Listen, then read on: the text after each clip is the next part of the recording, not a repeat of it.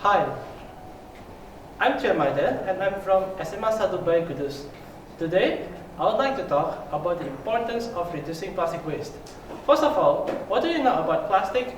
Plastic is something that we usually find in everyday life. Plastic is light, cheap, flexible, and durable. When we are shopping, we usually find most products in the package, and those packages themselves are actually from plastic.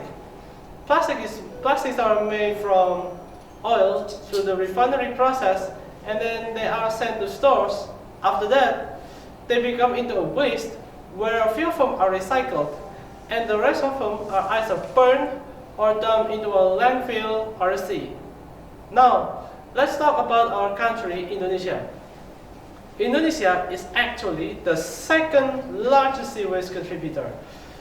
Based on data of JAMEC in 2015, Indonesia had produced more than 1 million tons of plastic wastes to the sea per year. Also, based on Forbes, Indonesia had produced more than 50 million tons of plastic wastes. If we keep making more plastic wastes, we can predict that the amount of plastic wastes will exceed the amount of fish, will exceed the fish population by 2050. Also, plastics can hardly decompose because it will take more than 450 years to actually decompose. That means it can become a huge threat for Earth. So, what should we do with those now? There are many ways to reduce the plastic consumption. One of them is 3R: reduce, reuse, and recycle. First, reduce.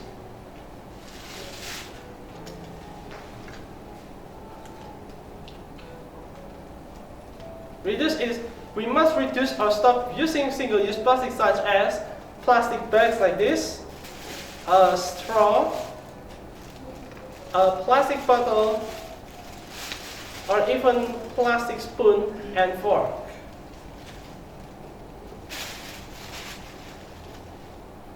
Single-use plastics are like we are using them to enjoy something and then we throw them out to the bin. It also means we contribute more plastic wastes. The more we contribute them, the more we pollute the environment. So that's why we must reduce or stop using those kinds of plastics.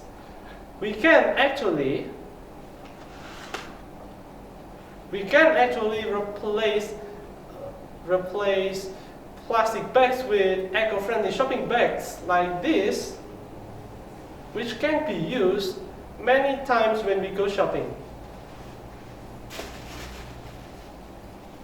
We can also use our own spoon and fork instead of plastic ones, and we can drink without a straw. Second, reuse. There are so many ways to reuse the plastic, such as using plastic bottle for a plant, or to store some kinds of greens and oil, or to make a decoration. We can also use the utensils from plastic for daily activities such as lunch, etc.